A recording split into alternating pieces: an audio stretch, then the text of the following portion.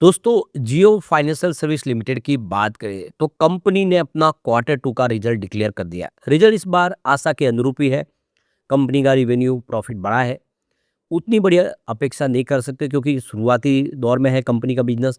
लेकिन जिस तरह से कंपनी के बिजनेस में हमें ग्रोथ देखने को मिल रही है, जो एनएफओ लॉन्च किए वो सारे सक्सेस हो रहे, आने वाले समय बहुत ही बेहतर होता हुआ दिखाई दे रहा है। तो यहाँ पे कुछ बड़ी अपडेट निकल के आ रही है और इस रिजल्ट को अच्छे से समझेंगे। मैनेजमेंट का क्या कहना है इस रिजल्ट के बाद उसको भी जानने की कोशिश करेंगे। कंपनी का विजन क्या है उसको जानेंगे। सबसे जो बड़ी बात है कि आप देख सकते हो कि कंपनी लगातार नए बिजनेस में एंट्री कर रही है। अभी रिसेंटली ही इनको टोलिंग प्लाजा पे देख सकते हो कि फास्टैग सर्विस का इनको टेंडर मिला है। यानी अब ये ऑनलाइन आप जियो पेमेंट बैंक के माध्यम से सिर्फ नंबर प्लेट को रीड करके आपका जो भी अमाउंट है टोल का वो काटेंगे। तो ये शानदार नया बिजनेस है जो कंपनी के लिए ग्रोथ का रास्ता खोल सकता है। तो यहाँ पे इन सारी बातों को समझने की कोशिश करेंगे इस वीडियो के माध्यम से। लेकिन फ्रेंड्स, उससे पहले अगर आप पहली बार हमारे चैनल पे आए तो चैनल को सब्सक्राइब कर दीजिए, एक बेल आइकॉन दबा दीजिए ताकि जब भी नया वीडियो बने पहला नोटिफिकेशन आपको मिले। वीडियो पसंद आए तो लाइक से जरूर कीजिए। चलो फ्रेंड्स, वीडियो स्टार्ट करते हैं। मैं हूँ आपका दोस्त एस बी दवे और हमारे अपने चैनल ऑनलाइन कमाई में आपका बहुत बहुत स्वागत है। तो सबसे पहले जियो फाइनेंशियल सर्विस लिमिटेड के कारोबार की बात करें तो 312 पर क्लोजिंग थी, जहां पे 0.18% की गिरावट देखने को मिली। तो रिजल्ट के पहले यहाँ पे दबाव किस तरह से बनी। वैसे इंट्राडे में 314 तक गया था लेकिन तेजी बन नहीं पाई। अब यहाँ पे कंपनी ने अपना क्वार्टर टू का रिजल्ट डिक्लेयर कर दिया है। तो ये देख सकते हो कि कंपनी का जो टोटल नेट प्रॉफिट है वो 695 करोड़ के आसपास रहा है, जिसमें 1% के आसपास की वृद्धि देखने को मिली है क्योंकि पिछले साल सेम क्वार्टर में ये 689 करोड़ के आसपास था। लेकिन रिवेन्यू में ज़बरदस्त जंप देखने को मिला है, करीब 41% का 981 करोड़ का इस बार रिवेन्यू कंपनी ने बताया, जो पिछले एक साल पहले 694 करोड़ के आसपास था। और पिछले 6 महीनों का अगर हम प्रॉफिट देखें कंपनी का तो उसमें 2% की वृद्धि हुई है, जो 1020 करोड़ के आसपास हो जाए, जो पिछले एक साल पहले 1002 करोड़ के आसपास था। कंपनी का जो अप्रैल से सितंबर का कंसोलिडेटेड जो रेवेन्यू है उसमें 43% की जंप देखने को मिली है, जो 1594 करोड़ के आसपास रहा है, जो पिछले एक साल पहले 1111 करोड़ के आसपास था। अब हम पूरे रिजल्ट के आंकड़ों को पिछले 2 साल के हिसाब से अच्छे से समझ लेते हैं कि कितना बेहतर किया है कंपनी ने। सबसे पहले बात करेंगे सेल्स की। इस बार 612 करोड़ का टोटल कंपनी ने सेल्स बताया, जो मार्च 2025 से मैंने पिछले क्वार्टर में 493 करोड़ के आसपास था। यानी क्वार्टर ऑन क्वार्टर बेसिस पे सेल्स में अच्छी खासी वृद्धि देखने को मिली है। और पिछले साल सेम क्वार्टर की बात करें तो जून 2024 में 418 करोड़ के आसपास था। यानी ईयर ऑन बेसिस पे भी ज़बरदस्त जंप देखने को मिली है। कंपनी ने इस मामले में बहुत बेहतर किया है। अगर जून 2023 की बात हुई है, सेल्स 414 करोड़ के आसपास था। यानी कंपनी का जो सेल्स है लगातार 500 करोड़ के नीचे था, वो रिसेंटली आप देखें तो इस रिजल्ट में 612 करोड़ को पार कर गया है। ये बहुत बड़ी जीत है कंपनी की। यानी कंपनी के रेवेन्यू में बहुत अच्छी वृद्धि देखने को मिली है। अब कंपनी का खर्च भी बढ़ा है। इस बार 156 करोड़ के आसपास खर्च रहा है, जो मार्च 2025 यानी पिछले क्वार्टर में 155 करोड़ के आसपास था। तो ज़्यादा फर्क नहीं है, सिर्फ आपको इसमें 1 करोड़ का ही फर्क देखने को मिलेगा। ओवरऑल पिछले क्वार्टर का वो जितना ही खर्च है, रेवेन्यू भले बहुत शानदार बढ़ा हो लेकिन खर्च उतना नहीं बढ़ा है। ये भी एक कंपनी के लिए एक प्लस पॉइंट है। अब जून 2024 में पिछले साल सेम क्वार्टर में 74 करोड़ के आसपास का खर्च था, जिससे अभी काफ़ी बड़ी वृद्धि हुई है क्योंकि बिजनेस बढ़ने लगे हैं। जून 2023 में 38 करोड़ के आसपास का टोटल खर्च था। अब बात करें कंपनी के ऑपरेटिंग प्रॉफिट की तो इस बार 457 करोड़ के आसपास बताएं, जो पिछले क्वार्टर में 338 करोड़ के आसपास था। यानी क्वार्टर ऑन क्वार्टर बेसिस पे ऑपरेटिंग प्रॉफिट में ज़बरदस्त जंप देखने को मिली है। और जून 2024 में यानी पिछले साल 344 करोड़ के आसपास था।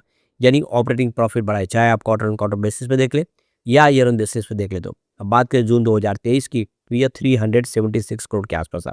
तो आप देखिए ऑपरेटिंग प्रॉफिट लगातार बढ़ने लगा है, ये बहुत बड़ी बात है। अब बात करें अदर इनकम की तो इस बार 67 करोड़ की अदर इनकम बताई है, जो पिछले क्वार्टर में 71 करोड़ के आसपास थी और पिछले साल सेम क्वार्टर में 62 करोड़ के आसपास थी। तो कंपनी की अदर इनकम बढ़ी है, आप क्लियरली देख सकते हो, लेकिन पिछले क्वार्टर के मुकाबले अभी भी कम है और 2023 में ये 67 करोड़ के आसपास थी। अब बात करेंगे प्रॉफिट बिफोर टैक्स की तो इस बार 419 करोड़ का प्रॉफिट बिफोर टैक्स बताया, जो पिछले क्वार्टर में 396 करोड़ के आसपास था। यानी क्वार्टर ऑन क्वार्टर बेसिस पे प्रॉफिट बिफोर टैक्स में जंप देखने को मिला है और पिछले साल सेम क्वार्टर में ये 400 करोड़ के आसपास था। तो ईयर ऑन बेसिस पे भी यहाँ पे वृद्धि हुई है। लेकिन जून 2023 में ये 427 करोड़ के आसपास था, जो इस बार कम हुआ है। यानी 2023 से कंपेयर करेंगे तो इस बार कंपनी के प्रॉफिट बिफोर टैक्स में कमी आई है। अब बात करें नेट प्रॉफिट की, तो इस बार 325 करोड़ का नेट प्रॉफिट बताएं, जो पिछले क्वार्टर में 316 करोड़ के आसपास था। इसका मतलब क्वार्टर ऑन क्वार्टर बेसिस पे नेट प्रॉफिट बढ़ा है और पिछले साल सेम क्वार्टर में ये 313 करोड़ के आसपास था। तो ईयर ऑन बेसिस पे भी प्रॉफिट बढ़ता हुआ दिखाई देगा। लेकिन जून 2023 में ये प्रॉफिट 332 करोड़ के आसपास था। इसका मतलब 2023 के मुकाबले प्रॉफिट घटा है।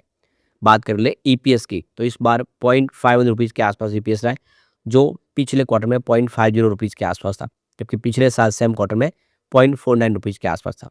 तो लगातार ईपीएस बढ़ा है, ये अच्छी बात है। ओवरऑल देखें तो रिजल्ट अच्छा है, कंपनी का रेवेन्यू प्रॉफिट दोनों ही बढ़ा है। इससे हम कह सकते हैं कि आने वाले समय में उम्मीद है कि ये अब जियो फाइनेंशियल बेहतर करता हुआ दिखाई देगा। अब इस मौके पे एमडी और सीईओ हितेश सेठिया का कहना है कि हमारे सिग्निफिकेंट ग्रोथ देखने को मिल रही है हमारे इस बिजनेस के अंदर, जो रिजल्ट हमारा बता रहा है। तो लगातार जो फैसले लिए जा रहे हैं वो सारे पॉजिटिव है और पिछले कुछ क्वार्टर से लगातार हमारी प्रॉफिटेबिलिटी बढ़ रही है। हम लगातार अपने बिजनेस को एक्सपांड कर रहे हैं और नई टेक्नोलॉजी के माध्यम से नए नए सेक्टर में एंट्री कर रहे हैं। हमारा मार्केट शेयर बढ़ रहा है। फाइनेंशियल सर्विस का बहुत बड़ा बाजार है, इसमें बहुत सारी सेवाएं देने के लिए मौका है, जो आने वाले समय हम इसमें आगे बढ़ेंगे। तो हम आर्टिफिशियल इंटेलिजेंस और नेक्स्ट जनरेशन की सेवाओं के माध्यम से, जैसे कि इन्होंने अलादीन सर्विस लॉन्च की है ब्लैक रॉक के साथ मिलके, जिसका फ़ायदा मिल रहा है। एक डिजिटल प्लेटफॉर्म तैयार किया है जिसके माध्यम से इनका कस्टमर बेस बढ़ रहा है, बहुत सारी सर्विस उसके माध्यम से मिल रही है। तो यही कहना है हितेश सेठिया का कि इससे हमारा बिजनेस बढ़ रहा है और आने वाले समय हम और बेहतर कर पाएंगे। तो बहुत ज़बरदस्त इस रिजल्ट को इन्होंने अप्रिशिएट किया है। उनका कहना है कि आने वाले जो नए क्वार्टर हैं, क्वार्टर 3, क्वार्टर 4 और भी बेहतर होंगे। जो नेट इनकम फ्रॉम बिज़नेस इनका 52% के आसपास रहा है।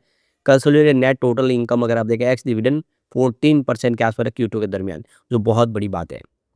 अब यहाँ पे देखिए जियो ब्लैक रॉक ने मिलके बहुत सारे नए फंड लॉन्च किए और जो बहुत ज़बरदस्त तरीके से बढ़ रहे हैं, काफ़ी शानदार। दोनों का जो जॉइंट वेंचर्स है वो काफ़ी तेज़ी से एनएफओ में आगे बढ़े। जो एनएफओ लॉन्च किए जा रहे उसको हाथों हाथ लोगों के द्वारा पॉजिटिव तरीके से लिया जा रहा है, जिसका फ़ायदा देखने को मिल रहा है कंपनी को। अब तक कंपनी ने करीब 9 स्कीम लॉन्च कर दी है। तो आप देखें सेबी की तरफ से मई में इनको मंजूरी मिली, उसके बाद में इन्होंने पहली स्कीम जुलाई में लॉन्च की। अब तक फंड ने 9 स्कीम लॉन्च कर दी है। इक्विटी, डेट और पैसिव फंड को कवर करने वाली सारी स्कीम शामिल है और जून में लॉन्च किया था एनएफओ का पहला सेट। उसके बाद आप देखें तो लगातार इनका बिजनेस ग्रोथ कर रहा है। 5 इन्होंने पैसिव इंडेक्स फंड भी लॉन्च किए, जिसमें आप देखिए Jio BlackRock Nifty 50 index, Jio BlackRock Nifty index 50 index fund और Jio BlackRock mid cap index fund, Jio BlackRock small cap 250 index fund और Jio BlackRock Nifty 1813 year G sec index fund. अब ये इनका जो जितने भी आप ब्लैक रॉक के आज फंड हाउस है उसका रिटर्न देखें तो Jio BlackRock overnight fund ने 1.56% का रिटर्न दिया अब तक। Jio BlackRock liquid fund ने 1.65% का रिटर्न दिया है, जबकि Jio BlackRock money market fund ने 1.67% का रिटर्न दिया है। Jio BlackRock Nifty 50 index fund ने 1.67% का रिटर्न दिया है और Jio BlackRock Nifty index 50 index fund ने 2.47% का शानदार रिटर्न दिया है। Jio BlackRock Nifty mid cap 150 index fund ने 2.39% का रिटर्न दिया है, जबकि Jio BlackRock Nifty small cap 250 index fund ने 0.80% का रिटर्न दिया है और Jio BlackRock Nifty 813 year G sec invest fund ने 0.89% का रिटर्न दिया। तो कुल मिला के यहाँ पे हीरो रहा है वो Jio BlackRock Nifty index 50 index fund रहा है, जिसने 2.5% के आसपास का रिटर्न दिया है। ओवरऑल सारे जो फंड हाउस है उन्होंने काफ़ी बेहतर किया है। ऐसे में हम कह सकते हैं कि आने वाले समय ये फंड और बेहतर करेंगे और इससे जो देख सकते हो जियो फाइनेंशियल का बिजनेस भी बढ़ता हुआ दिखाई देगा। तो यहाँ पे देखो कि जो मार्केट है उनका कहना है कि म्यूचुअल फंड का जो और बीमा का जो बिजनेस है इस समय विस्तार के चरण में, लेकिन संचालन क्षमता में सुधार के संकेत दिख रहे। हालांकि नई तकनीक में निवेश और नए उत्पाद लॉन्च करते चलते जो प्रॉफिट है वो स्थिर रह सकता है। सीमा श्रीवास्तव ने कहा कि जियो फाइनेंशियल की एसेट क्वालिटी मजबूत रहने की उम्मीद है, क्योंकि कंपनी का पोर्टफोलियो डिजिटल अंडरराइटिंग और सावधानीपूर्वक तरीके से जोखिम नीति पर आधारित है। तो कुल मिला के कंपनी ने ये साबित किया कि आने वाले समय स्थिति और बदलेगी और ये और बेहतर करेगा। लेकिन फ्रेंड्स, कोई भी इन्वेस्टमेंट करने से पहले अपने फाइनेंशियल एडवाइजर से एडवाइस ले ले या अपना खुद का रिसर्च करें, क्योंकि मैंने वीडियो आपके एजुकेशनल पर्पज के लिए ही बनाया। वीडियो पसंद आए तो लाइक से जरूर कीजिए और चैनल को सब्सक्राइब कर दीजिए। Thank you friends.